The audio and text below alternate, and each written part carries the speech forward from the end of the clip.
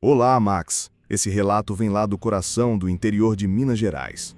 Foi-me enviado por um lavrador chamado Seu Amaro, homem de meia idade, calejado pela lida com a terra, daqueles que carrega no corpo a poeira do roçado, e no falar o sotaque cantado das Gerais. Ele conta que sua vida era simples. Acordava antes do sol, tomava café coado em coador de pano, arriava o cavalo e ia cuidar da plantação de milho, feijão e mandioca. O vilarejo onde ele vivia tinha pouco mais de 30 famílias. Ali todos se conheciam pelo nome, pelas histórias e pelos apelidos. A fé era forte. Toda sexta-feira havia reza na capela de pau a pique e no mês de junho o povo se juntava para a festa de São João. O tempo passava devagar, marcado pelo canto do galo e pelo barulho dos grilos à noite. Mas, naquela calmaria de vida sertaneja, também corria um medo antigo. O povo comentava sobre coisas que apareciam no milharal, visagens, vultos, luzes que não eram de lampião e, principalmente, o espantalho. Diziam que em certas noites, quando a lua cheia se erguia sobre os campos, o espantalho de Seu Amaro mudava de lugar. Ele ria disso, achando que era invenção de vizinho, até a noite em que resolveu vigiar de perto. A rotina de Seu Amaro era de muito suor. O milho precisava ser cuidado contra as pragas e o espantalho era seu guardião improvisado. Feito de pau, palha de arroz, roupas velhas e um chapéu de palha rasgado, ele ficava no meio da plantação, com os braços abertos como uma cruz. De dia, parecia só mais um boneco tosco, mas de noite, à luz do luar, a figura ganhava um ar quase humano. Amaro costumava fumar seu pito sentado no terreiro, olhando os campos. O silêncio da roça à noite era cortado só pelo coachar dos sapos e pelo canto das corujas. Mas, naquela calmaria de vida sertaneja, também corria um medo antigo. O povo comentava sobre coisas que apareciam no milharal, visagens, vultos, luzes que não eram de lampião e, principalmente, o espantalho. Diziam que em certas noites, quando a lua cheia se erguia sobre os campos, o espantalho de Seu Amaro mudava de lugar. Ele ria disso, achando que era invenção de vizinho, até a noite em que resolveu vigiar de perto.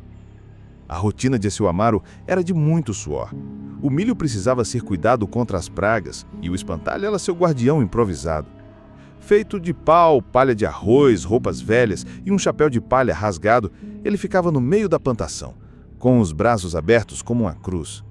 De dia, parecia só mais um boneco tosco, mas de noite, à luz do luar, a figura ganhava um ar quase humano.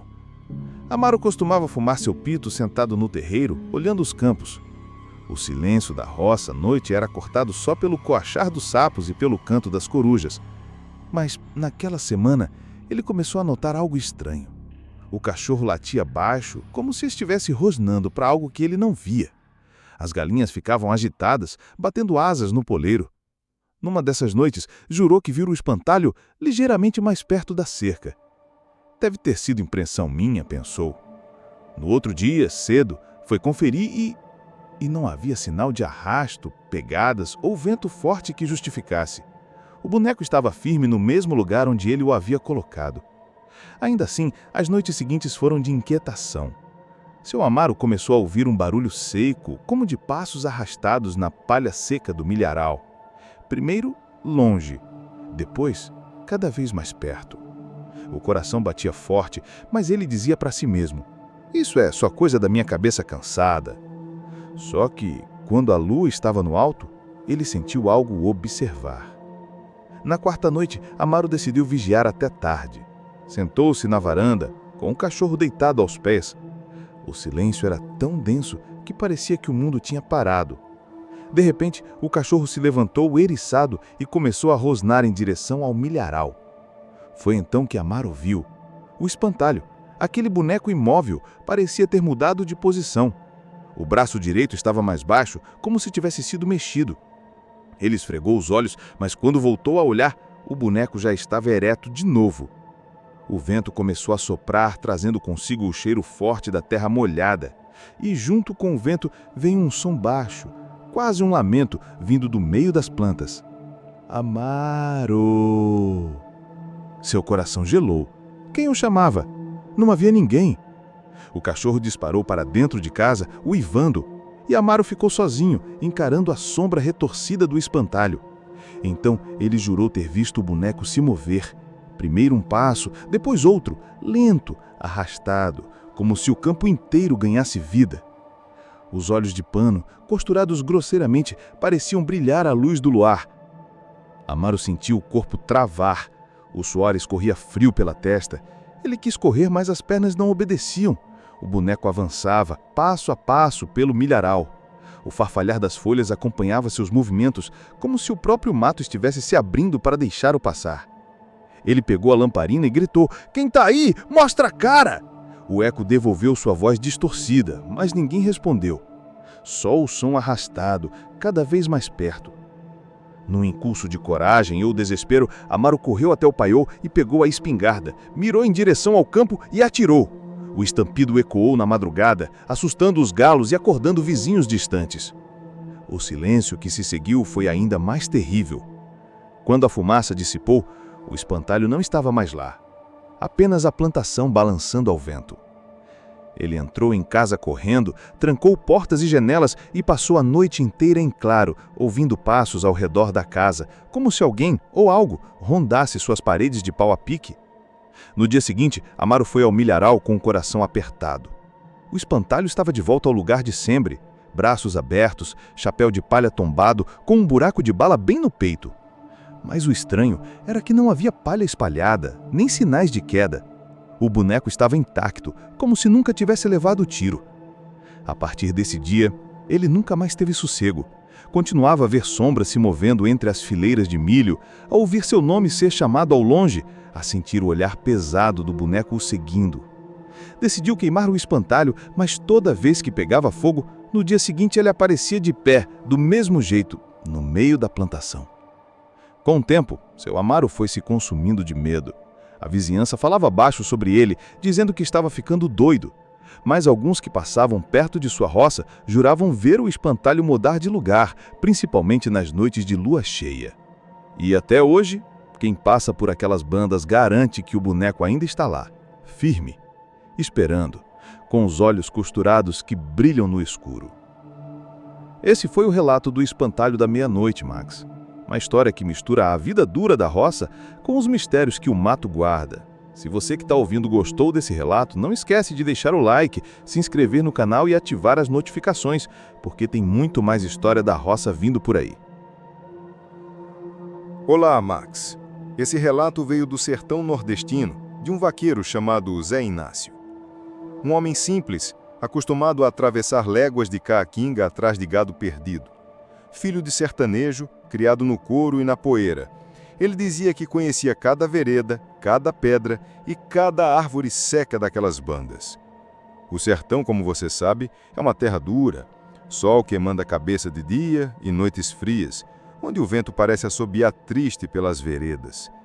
Zé Inácio vivia disso, tangendo o gado, fazendo aboios que ecoavam pelo mato seco e dormindo em rancho improvisado quando a lida o pegava longe de casa. Mas naquela noite, Max, o vaqueiro não encontrou só o gado. Encontrou algo que ele mesmo chamou de romaria do outro mundo. A rotina era sempre a mesma. Sela o cavalo, prende a cabaça d'água na cintura e parte ao entardecer, porque o gado gosta de caminhar quando o calor baixa. O céu estava limpo e a lua cheia iluminava a caatinga como se fosse quase dia. Zé Inácio ouviu o som distante dos chocalhos, sinal de que o gado estava por perto. Só que, junto desse som, ele começou a ouvir outro, um canto baixo, arrastado, como se fosse ladainha de igreja. Não era aboio, não era reza de vaqueiro, mas parecia canto de procissão. Aos poucos, o cavalo começou a se agitar, bufava, pisoteava o chão e não queria seguir adiante. Os cachorros que acompanhavam Zé Inácio botaram o rabo entre as pernas e voltaram correndo pelo caminho. Foi aí que ele percebeu uma fileira de luzes no horizonte, como se fossem tochas caminhando devagar. Achou estranho. Não havia festa marcada no povoado vizinho, nem reza de finados naquela data. Ainda assim, curioso, resolveu seguir.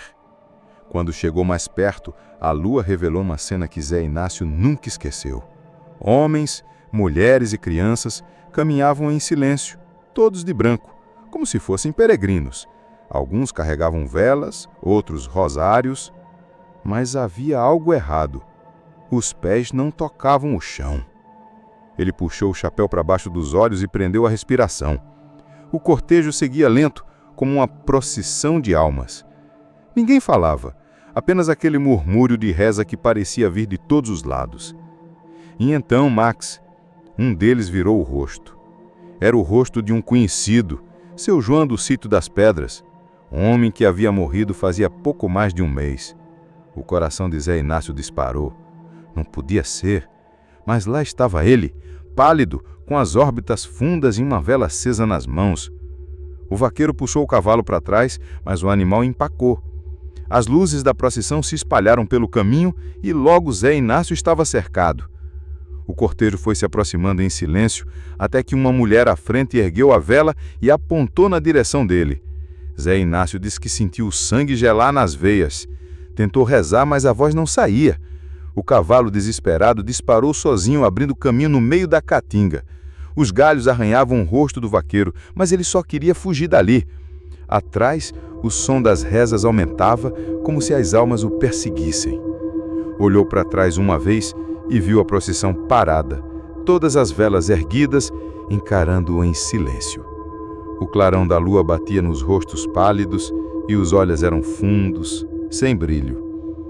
Correu até que encontrou uma vereda conhecida e só parou quando chegou no rancho de um compadre. Caiu do cavalo, sem fôlego, rezando e chorando como criança. Na manhã seguinte, voltou ao lugar com o compadre, mas não havia sinal de procissão, nem pegada, nem vela. Só o chão seco da caatinga. Ainda assim, Zé Inácio jurava que não sonhou. Contou a história para alguns vizinhos e os mais velhos balançaram a cabeça. Procissão de almas, homem. Quem vê uma dessas nunca mais esquece. Outros diziam que era aviso. Gente que vê costuma morrer logo depois.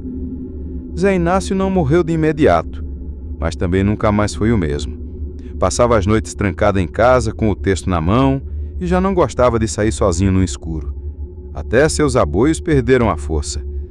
E então, Max, até hoje no sertão de Pernambuco se conta. Quem andar por aquelas veredas em noite de lua cheia pode ver uma fileira de velas caminhando em silêncio. Mas cuidado, porque se as almas te notarem, talvez te levem para rezar junto com elas. Esse foi o relato da Procissão das Almas no Sertão, Max. Uma história pesada, que mexe com a fé e com o medo do povo do interior. Se você que está ouvindo gostou desse relato, não esqueça de deixar o like, se inscrever no canal e ativar as notificações. Assim você não perde os próximos Causos da Roça. Olá, Max. Esse relato foi enviado por um tropeiro chamado Manuel Crispim, homem de meia idade que passava a vida viajando pelas estradas de terra entre povoados do interior de Goiás. Seu ofício era transportar mercadorias, sal, rapadura, cachaça, tecidos e ferramentas. Vivia sobre o lombo do cavalo, dormia em ranchos improvisados, pousadas simples e, muitas vezes, até mesmo debaixo de árvores, com o arreio por travesseiro. O tropeiro conhecia os sinais do mato, o estalo de galhos, o pio da coruja, o cheiro da chuva chegando. Mas, com o tempo, aprendeu a temer mais um sinal, o canto da coruja branca. Diziam os mais velhos que quando essa ave se aproximava de uma casa e piava na janela, era aviso de morte. Para Manuel, no começo, era só crendice, até que ele começou a notar uma coincidência cruel. Em toda a vila onde dormia e ouvia o canto daquela coruja, alguém conhecido amanhecia morto no dia seguinte. E, a cada pouso, a ave parecia segui-lo mais de perto, até que, certa noite, cantou na janela do quarto em que ele estava hospedado. Manuel era daqueles tropeiros desconfiados, mas de coração bom. Carregava sempre um rosário no bolso e tinha o costume de rezar baixinho antes de dormir. A rotina era dura. Acordava cedo, selava o cavalo, reunia os burros de carga e seguia légua sob sol e poeira. Ao entardecer, Procurava abrigo em alguma venda ou casa de compadre, onde sempre encontrava café quente e um canto para se deitar. Foi numa dessas viagens que ouviu pela primeira vez a coruja branca. Estava hospedado na casa de um amigo, seu Firmino, quando, perto da meia-noite, ouviu o canto agudo, triste, vindo da janela. Um som longo que parecia cortar a alma. Acordou assustado, fez o sinal da cruz e até abriu a janela, mas só viu a ave empoleirada na cerca, olhando fixo para dentro. No dia seguinte, soube que a filha de seu Firmino havia falecido de repente, vítima de uma febre que ninguém esperava. O povo comentou: a coruja cantou, era aviso. Manuel ficou com isso na cabeça, mas tentou esquecer. Dias depois, já em outro povoado, hospedado na venda de um conhecido, aconteceu de novo. À noite, o mesmo canto na janela. Na manhã seguinte, o dono da venda recebeu notícia de que seu irmão havia morrido em acidente de carroça. Coincidência, pensava Manuel. Mas, a cada pouso, a cada semana, o canto se repetia, e sempre alguém morria. Com o tempo, Max, o tropeiro passou a temer as noites mais do que as estradas longas. Dizia que a coruja branca o perseguia. Sempre aparecia perto da janela onde se deitava. Não importava se estava em uma vila grande ou num casebre perdido no mato. A ave pousava imóvel, com olhos redondos e brilhantes, fitando-o sem piscar. O canto vinha lento, espaçado e ecoava pelo silêncio da madrugada. O som era tão penetrante que parecia atravessar paredes. Numa dessas noites, Manuel resolveu encarar a criatura. Abriu a janela e jogou uma pedra. A coruja voou, mas não foi embora. Ficou circulando o rancho, piando sem parar. O tropeiro suava frio, sentindo que algo terrível aconteceria. E não deu outra. No dia seguinte, ao retomar viagem, encontrou na estrada o corpo de um viajante conhecido, caído com o cavalo morto ao lado. O sangue suculento, ainda fresco, mostrava que a tragédia tinha sido na mesma hora em que a coruja cantava. Foi aí que ele percebeu que não era coincidência. A coruja não anunciava mortes por acaso. Ela parecia escolher as vítimas. O ápice da história aconteceu numa noite de lua cheia, quando Manuel se hospedou na casa de uma família humilde em um povoado pequeno. Estava exausto da viagem, mas não conseguiu pregar os olhos. Pouco depois da meia-noite, ouviu o canto familiar. A coruja estava ali, na sua janela.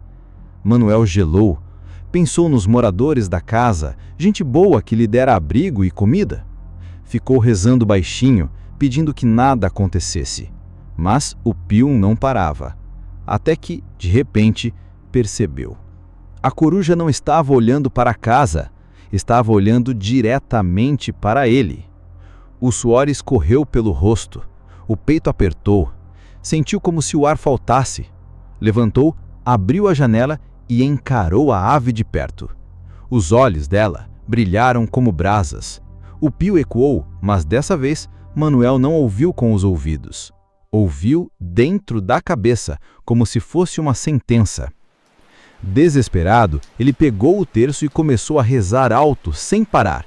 Rezou até o dia clarear. Quando finalmente abriu os olhos cansados, a coruja havia sumido. Mas sabia que o aviso tinha sido dado. Daquela vez, o presságio não era para os outros, era para si. Dias depois, continuou viagem, mas nunca mais se sentiu seguro. Contava que em cada pouso via penas brancas no chão, mesmo sem ouvir o canto. Os amigos diziam que estava ficando paranoico, mas Manuel jurava. A coruja o perseguia, invisível, esperando a hora certa. Um mês depois, Max, o tropeiro, morreu. Acharam-no caído à beira da estrada, sem ferimentos, como se tivesse simplesmente parado de respirar. O cavalo estava ao lado inquieto, bufando sem sossego. Quem encontrou o corpo jurou ter visto, na cerca, uma coruja branca, parada, imóvel, observando tudo em silêncio. Quando tentaram se aproximar, a ave levantou o voo e desapareceu no céu aberto.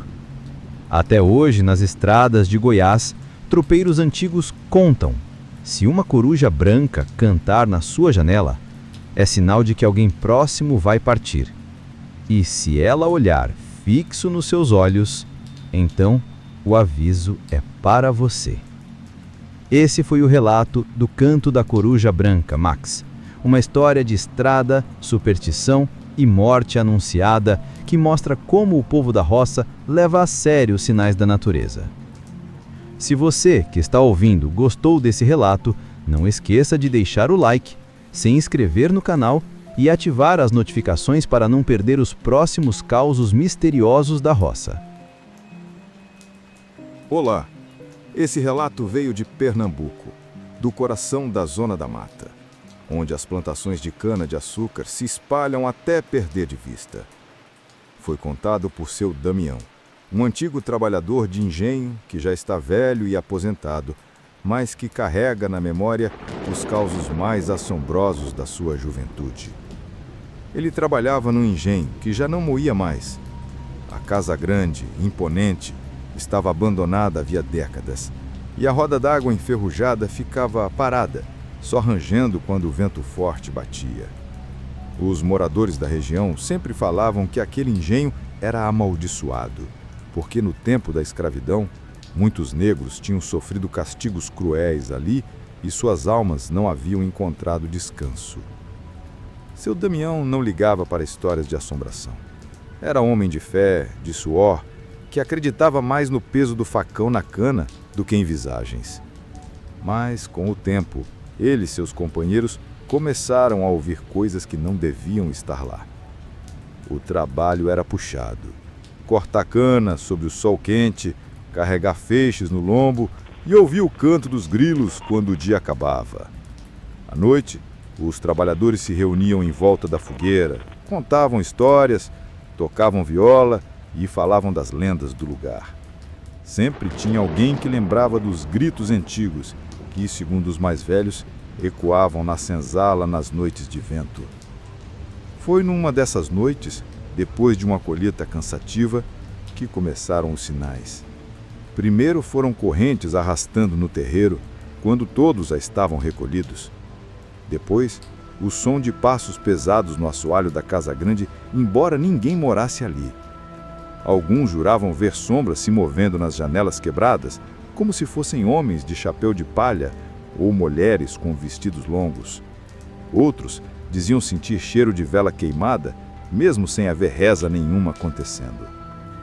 Os mais corajosos riam, dizendo que era coisa da cabeça. Mas o medo foi crescendo, Max.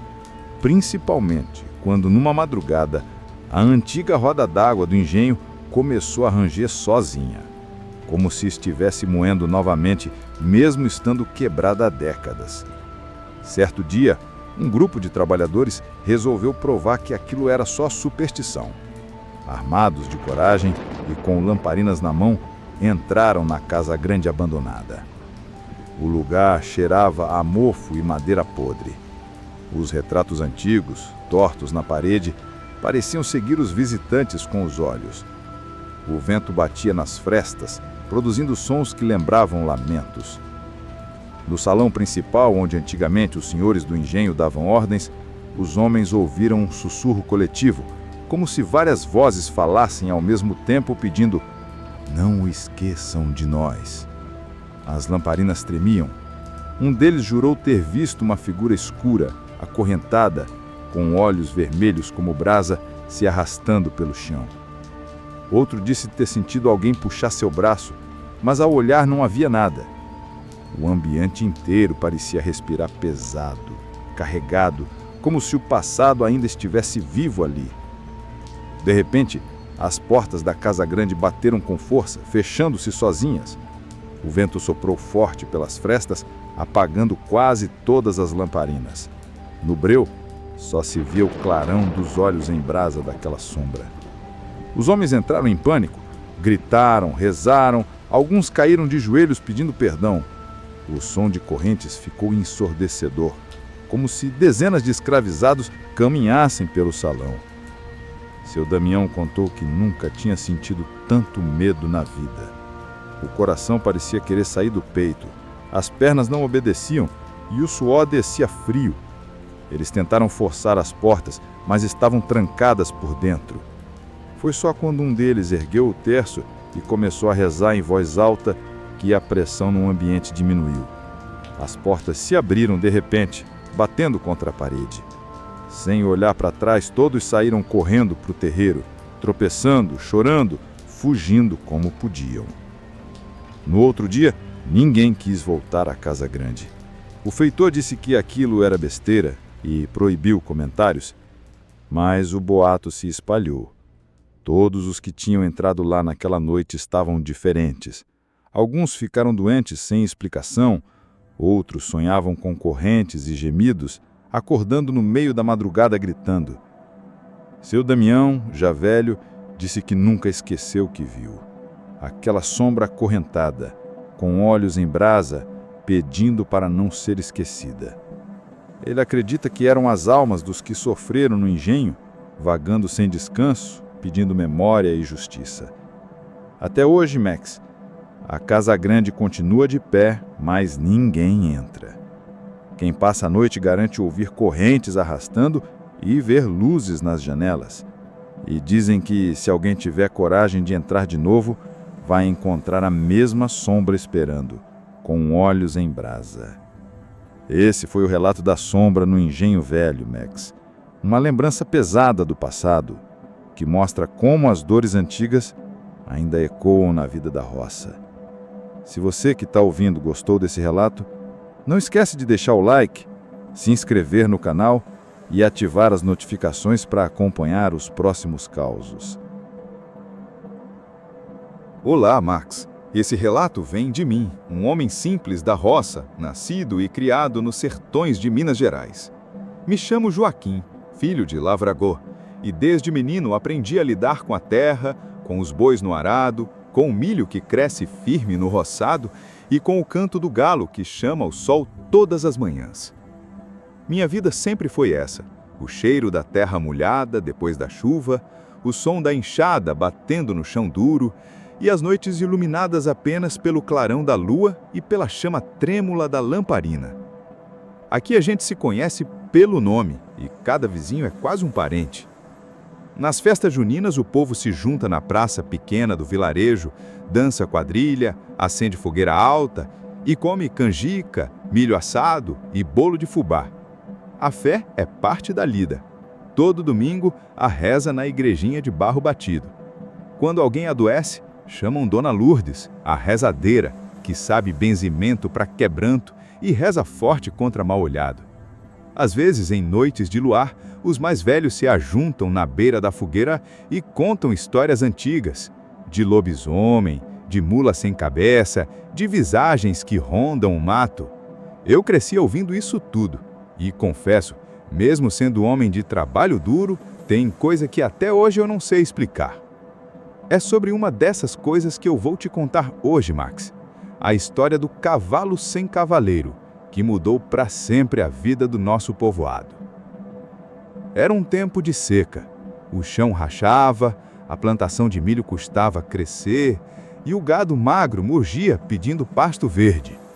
Mesmo assim, a gente seguia firme, porque na roça não tem tempo para desistir. Acordava cedo, juntava o rebanho e ia para a lida. À noite, o costume era se reunir na varanda, prosear, tocar viola e deixar a vida correr calma. Foi numa dessas noites que começaram os sinais. Primeiro foram os animais. Os cachorros latiam sem motivo, olhando sempre para a mesma direção, para o fundo do pasto, onde a mata começava a fechar. As vacas se agitavam e os cavalos bufavam, batendo cascos no chão, como se sentissem coisa que a gente não via. Depois vieram os sonhos. Eu mesmo sonhei 3 vezes com um cavalo preto, grande, com os olhos de brasa acesa, correndo sozinho pelo terreiro da fazenda. Acordava suado, o coração batendo forte. Minha mulher, a Assunção, dizia que era preságio. E Dona Lourdes, quando ouviu falar dos sonhos, benzeu minha testa e disse: "Seja o que for, tá pedindo atenção. Cavalo correndo sem dono não é coisa boa." O povo comentava também de barulhos na madrugada, cascos batendo no terreiro, correria na estrada de terra e até o chiar da sela de couro.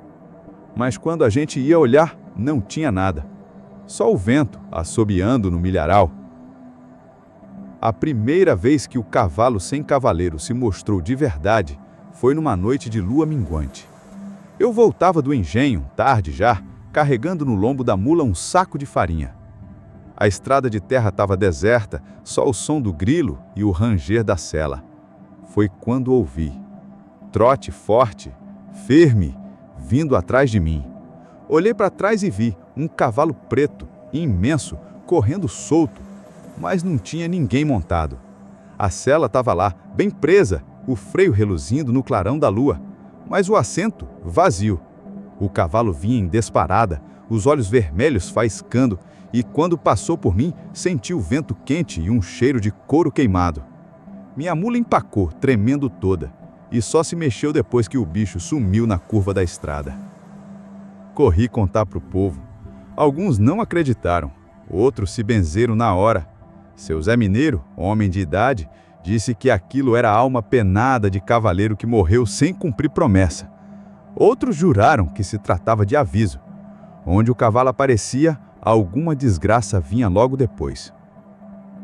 Na festa de São João daquele ano, o cavalo sem cavaleiro mostrou sua fúria. A comunidade toda estava reunida, fogueira alta, viola tocando, povo dançando quadrilha. De repente os cachorros começaram a latir e um silêncio pesado caiu. Ouvimos cascos batendo forte vindo da estrada. E ele surgiu, Max. O cavalo negro, maior que nunca, entrou no terreiro da festa correndo em círculo, os olhos faiscando como fogo.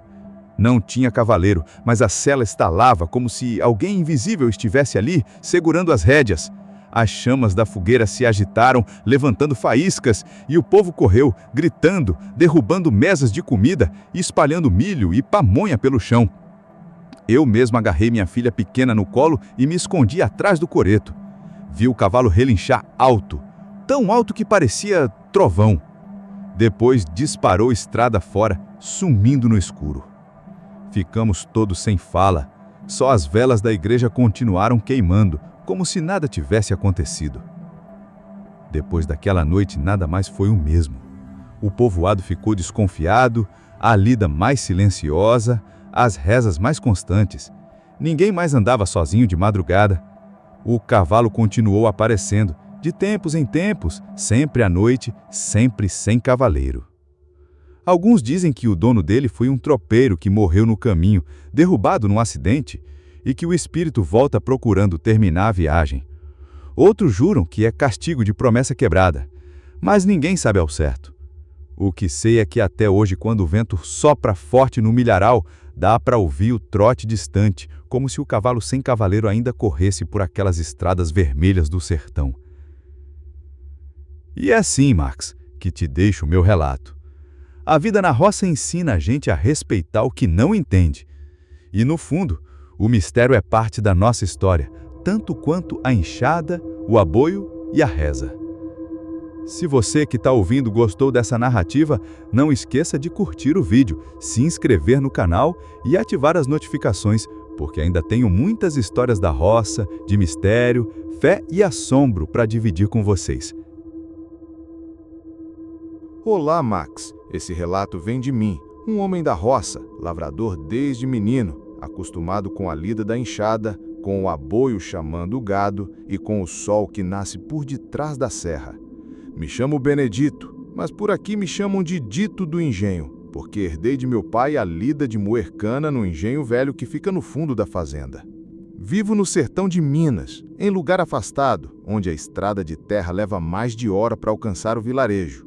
É terra de roça pequena, mas fértil, onde a gente planta milho, feijão, mandioca e cria umas vacas leiteiras. O tempo corre mais lento por aqui. O galo canta de madrugada, a gente levanta antes do sol, vai para o roçado e só volta quando a tarde já está se deitando. Nos domingos, a comunidade se junta na igrejinha de barro para rezar. Nas festas juninas, o povo acende fogueira grande no terreiro, dança quadrilha, come pamonha, milho assado e bebe quentando. À noite sempre tem uma roda de viola, e é nessas horas que os mais velhos contam causos de assombração. Histórias que correm de boca em boca, misturando medo e respeito.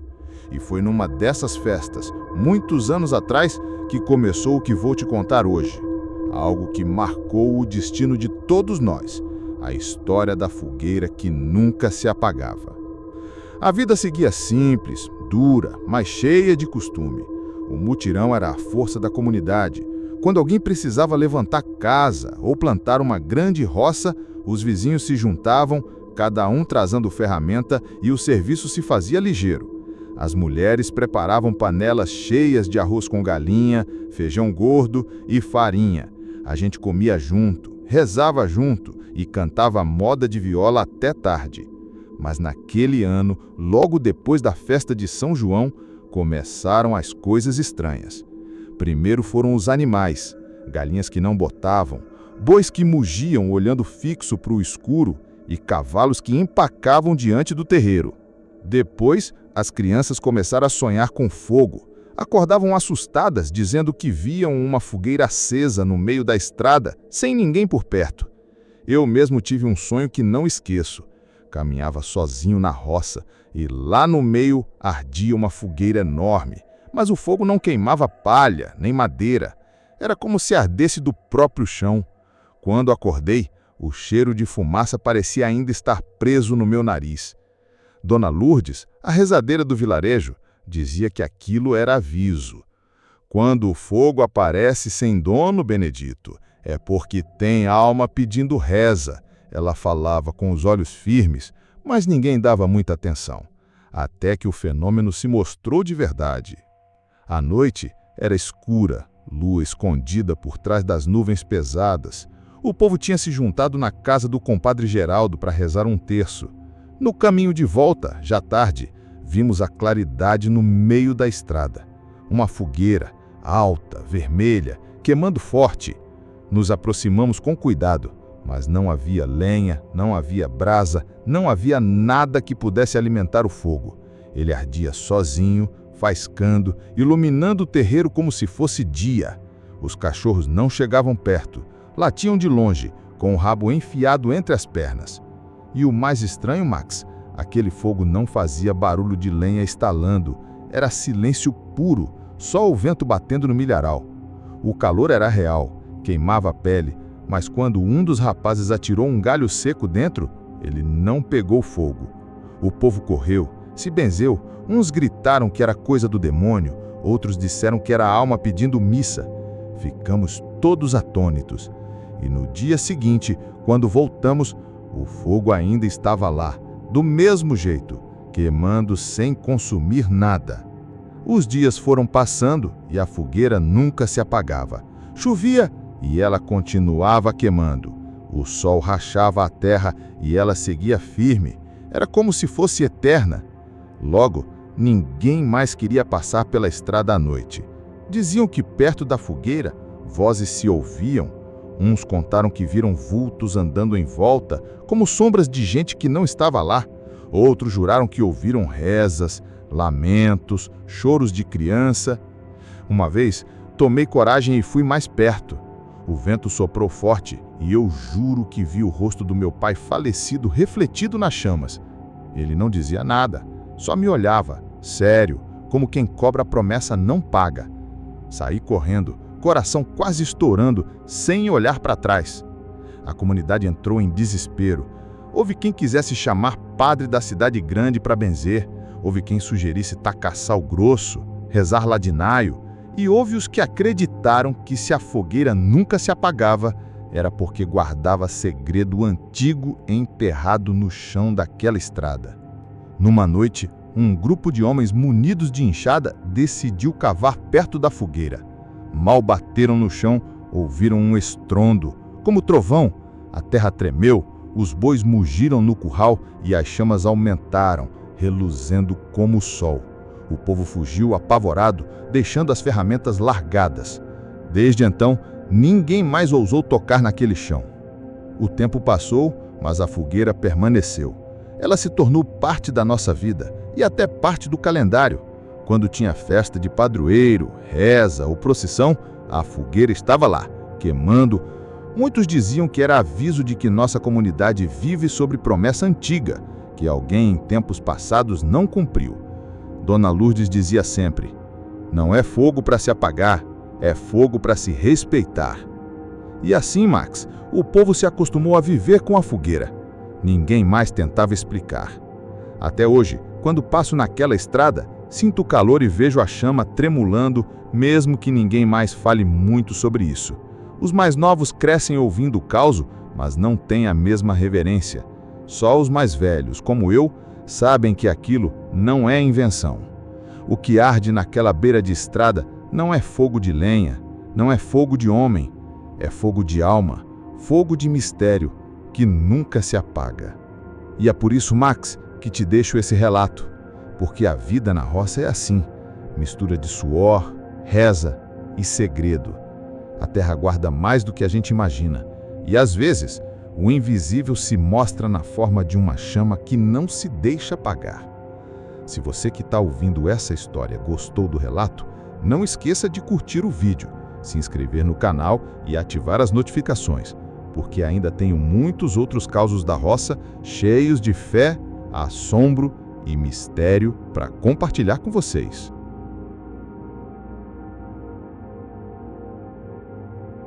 Olá, Max. Esse relato vem de mim, José Amaro, lavrador desde o tempo de menino, criado no sertão mineiro, nas beiras de um lugar que o povo chama de Ribeirão Fundo. Minha vida inteira se deu nesse pedaço de chão, onde a terra é vermelha, o sol castiga, mas também dá fartura a quem tem coragem de enfrentar. Sou homem de lida dura, levanto com o cantar do galo, capino roça, planto milho, feijão, cuido do curral e me deito só quando as estrelas já estão altas no céu.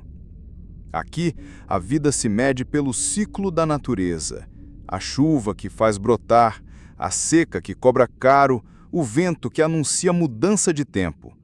O povo vive simples, mas com coração forte.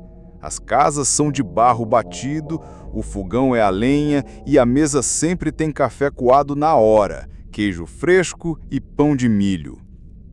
A fé é o que segura muita coisa. No domingo, a gente se junta na igrejinha branca, pequena mas acolhedora, e nas festas juninas o arraial pega vida. Fogueira alta, bandeirinha colorida, sanfona gemendo e o povo dançando quadrilha até cansar. É nesse ambiente que cresci, ouvindo desde cedo as histórias de assombro que os mais velhos contavam ao pé da fogueira. Sempre achei que era invenção para botar medo em menino, mas com o tempo, Max, aprendi que no Ribeirão Fundo há coisas que nem a enxada, nem a reza conseguem explicar. E é sobre isso que vou te falar hoje. A vida corria tranquila, mesmo na dureza. De manhã cedo, o aboio ecoava pelos pastos, chamando o gado. O leite era tirado ainda no escuro, antes do sol nascer.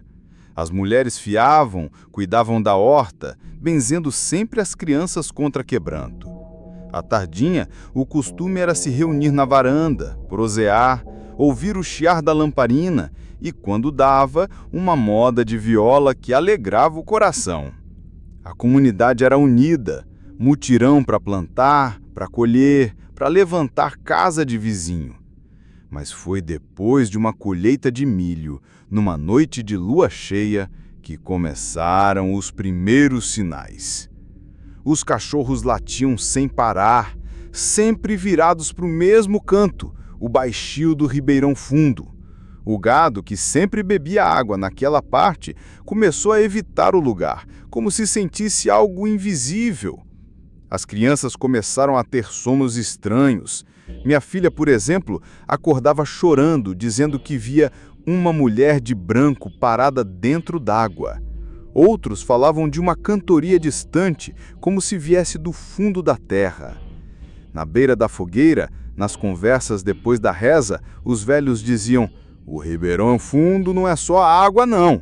Ali tem história de morte, promessa não paga, alma que não descansou." A gente ria, mas no fundo ficava com aquilo martelando no peito.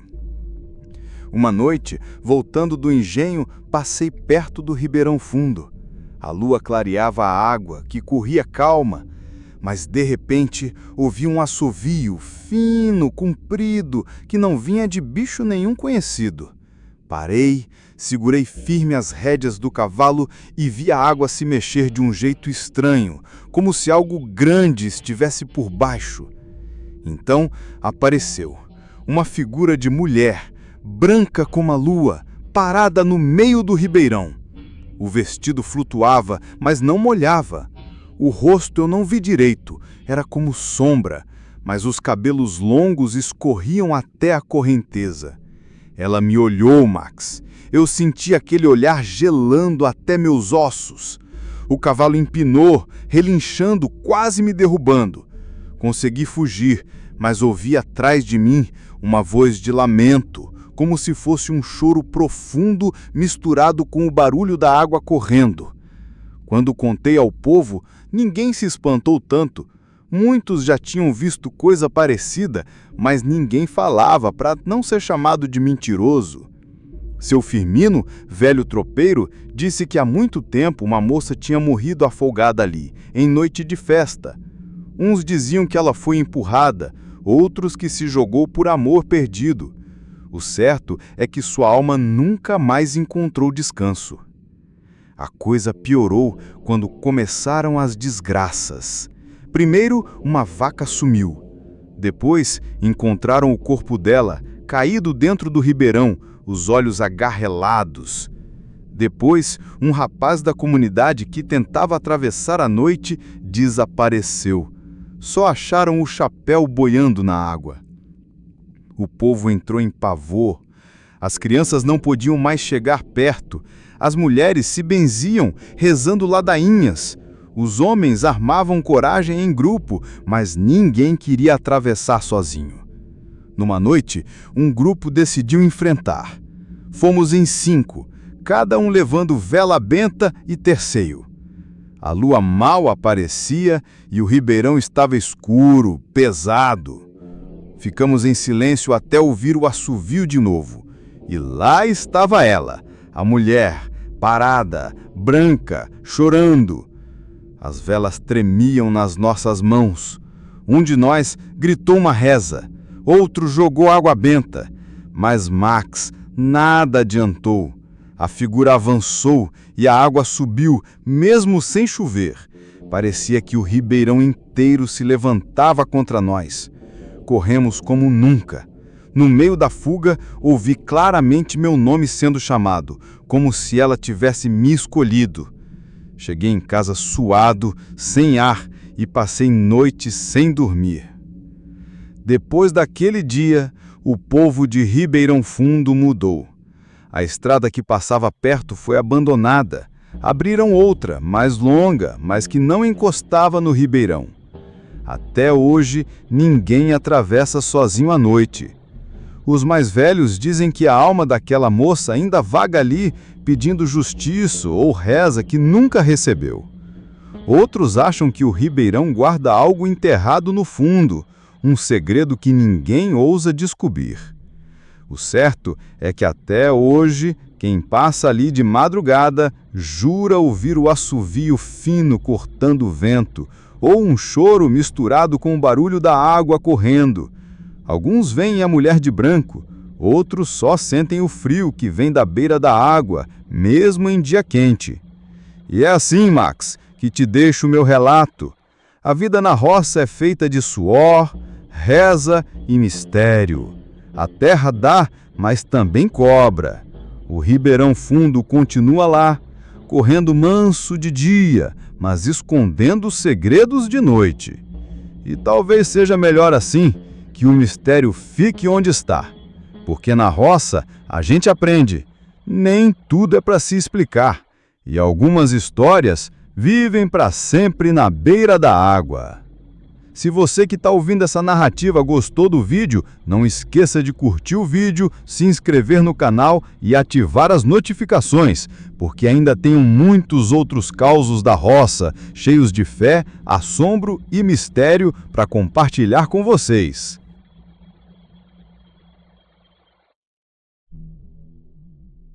Olá, Max. Esse relato vem de mim, Manuel Rodrigues, mais conhecido por estas bandas como Mané do Cedro. Sou homem de roça, filho de vaqueiro e neto de tropeiro, criado na lida da enxada e no aboio dos bois. Minha vida toda se passou aqui, no interior de Minas, em um lugarzinho que quase não aparece em mapa. O povoado é pequeno, feito de casas de barro batido, telha velha e cercas de arame que mal se aguentam. A igrejinha branca fica no alto da colina e o cemitério fica logo atrás, cercado de cruzes tortas e mato crescendo solto. O trabalho nunca para. De manhã cedo é o cantar do galo, o cheiro de café coado e pão de milho assando no forno de barro. Depois é hora de capinar a roça, tratar dos animais e se perder na poeira da enxada. Quando o sol se põe, o silêncio toma conta, quebrado só pelo coachar dos sapos no brejo e pelo barulho das cigarras. As tradições são fortes. Festa de São João, com quadrilha e fogueira acesa, reza do terço aos domingos, mutirões para colher o milho ou ajudar vizinho a levantar a casa nova. O povo daqui é simples, mas carrega no peito uma mistura de fé e medo. Fé em Deus, medo do que não se pode explicar. E é nesse cenário que aconteceu o que vou te contar hoje. A história da casa de pau a pique amaldiçoada, que até hoje ninguém tem coragem de morar dentro. A vida seguia no compasso de sempre. O povo ralava no roçado, os bois puxavam carro de lenha, as crianças corriam soltas no terreiro. À noite todos se reuniam na varanda para ouvir causo e moda de viola. Foi nesse tempo que seu Ambrósio resolveu levantar uma casa de pau a pique, um pouco afastada do povoado, perto da mata. Diziam que ele queria sossego, longe de curiosos. Chamou vizinhos, fez mutirão, barro socado com mão e pé, madeira de lei sustentando as paredes, telha de barro cobrindo o teto. No começo parecia uma casa como outra qualquer, mas logo começaram as coisas estranhas. Os cachorros não chegavam perto, latiam de longe, com o rabo enfiado entre as pernas. Galinhas se agitavam quando passavam pelo terreiro, e nas noites mais silenciosas, ouvia-se um rangido vindo das paredes, como se alguém raspasse unha no barro. O povo comentava que o barro usado tinha sido tirado perto do cemitério antigo, lugar de ossada e promessa não cumprida. Outros diziam que seu Ambrósio mexeu com coisa que não devia, promessa feita, esquecida, reza maldita ou até trato com o desconhecido. E assim, Max, a casa foi ficando cercada de desconfiança. Ninguém queria entrar sozinho, e os que dormiam dentro juravam ouvir passos na madrugada, mesmo estando sozinhos. Uma noite, em tempo de chuva, a coisa se mostrou de vez. Seu Ambrósio tinha acabado de se mudar para casa nova. A tempestade caiu forte, trovão estourando e vento batendo nas frestas. Foi quando os vizinhos ouviram gritos vindo de lá. Correram até a casa e bateram na porta. Por dentro, silêncio. Quando arrombaram, encontraram seu Ambrósio ajoelhado no meio da sala, os olhos arregalados, murmurando coisas sem sentido. No canto, a lamparina tremia e nas paredes de barro, marcas de mãos, como se alguém tivesse empurrado de dentro para fora. Diz ele, e nunca mais voltou atrás da história, que viu gente andando pelas paredes. Rostos saíam do barro, olhando fixo, sem boca, só com os olhos fundos. Disse que uma voz soprou em seu ouvido: essa terra não era sua. Depois daquela noite ele abandonou a casa. Deixou tudo, cama, panela, até a lamparina acesa. Nunca mais dormiu lá dentro. A casa ficou de pé, mas vazia, e foi ganhando fama de amaldiçoada. Os que passavam a noite juravam ver luz dentro, mesmo sem ninguém morar. Outros diziam ouvir choro de criança vindo das paredes, e quando o vento soprava, a casa gemia como se tivesse viva.